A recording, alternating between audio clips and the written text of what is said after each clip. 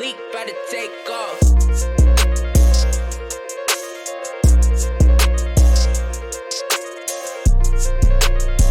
First, I want to take it to the fictional route. You know what I'm saying? Because, you know, a lot of our favorite superheroes, a lot of our favorite, super villains, a lot of them have a backstory. And a lot of people don't really care about the backstory. They just care about how they do things on in the comics and how they do things, in the movies and stuff like that. So, but every single every single superhero you can think of has a backstory. And the first superhero that I think of that perfectly fits what I'm talking about as far as like how childhood molded people is Batman. Batman is known all over the world as one of the biggest badasses in the comic world. Like, he's specially trained in martial arts. Like, he got the best gadgets. Like, he he really knows his stuff. You know what I'm saying? Like, he's really that top guy when it comes to that. Like, and plus, from what I understand, he is the only person that's really defeated Superman without having to have powers. So yeah, so Batman is really that dude. But the thing about Batman and what molded him to be Batman, he was Bruce Wayne.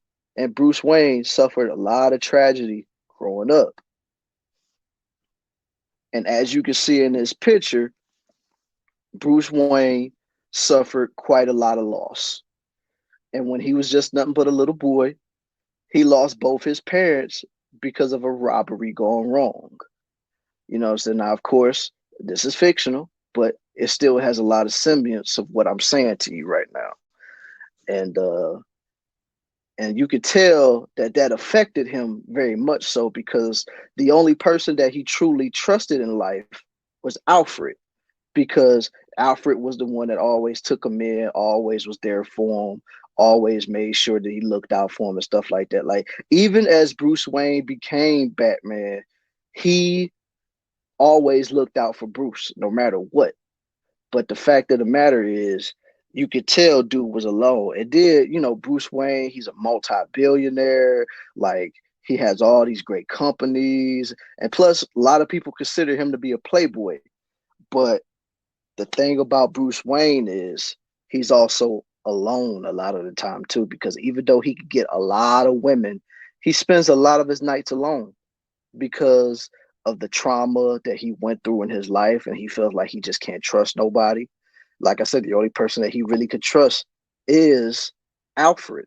And it took him even a lot of time for him to trust his sidekick, Robin, who also went through a traumatic experience when he was a kid. But we're not going to talk about Robin right now, unless y'all want to bring him up whenever we come on a panel and stuff like that. But I'm not going to bring him up right now.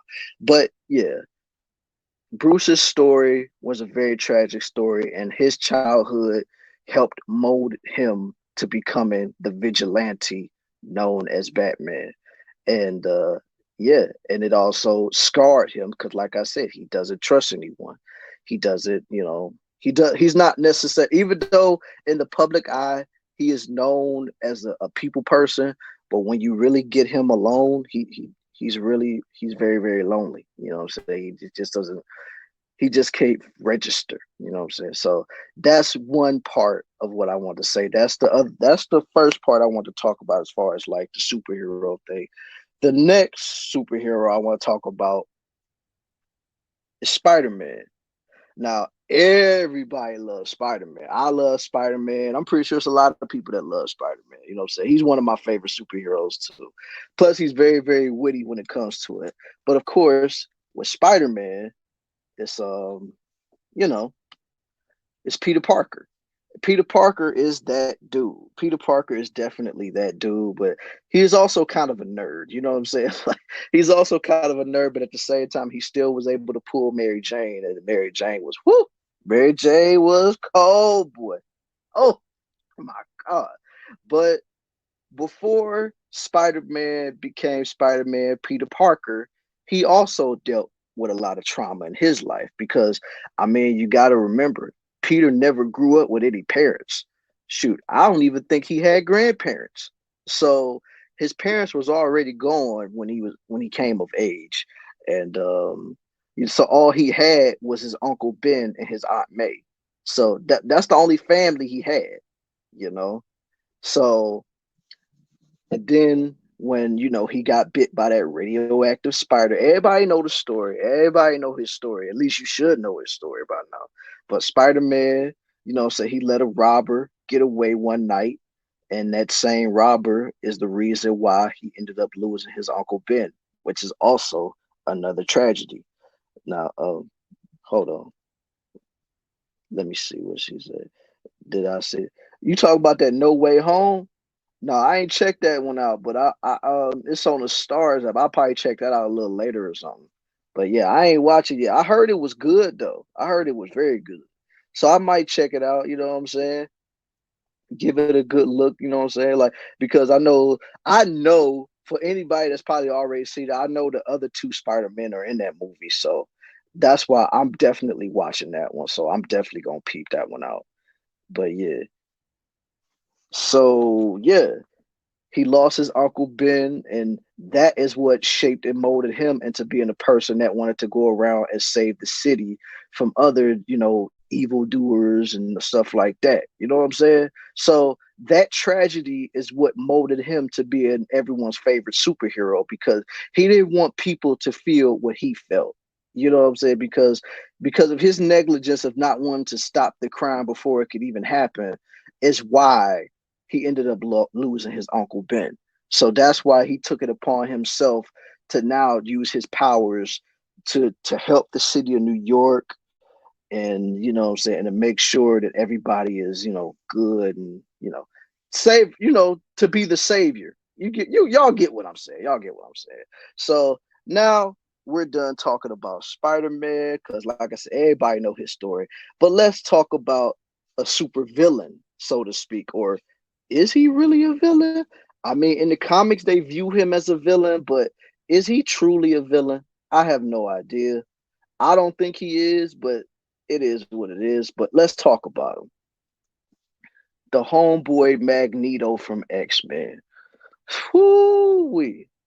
He's the one that always used to give Professor X problems. He gave the X-Men problems. Like he was the one that really was that dude for them. Like no matter who you could think of as far as like villains in the X-Men story, Magneto was always that guy. He was always that guy. Like, and plus, I guess you could tell from the bond. Oh, you heard it was good. Oh yeah, then I really might have to check it out there for real. Thanks for excuse me. Thanks for the tip. Okay.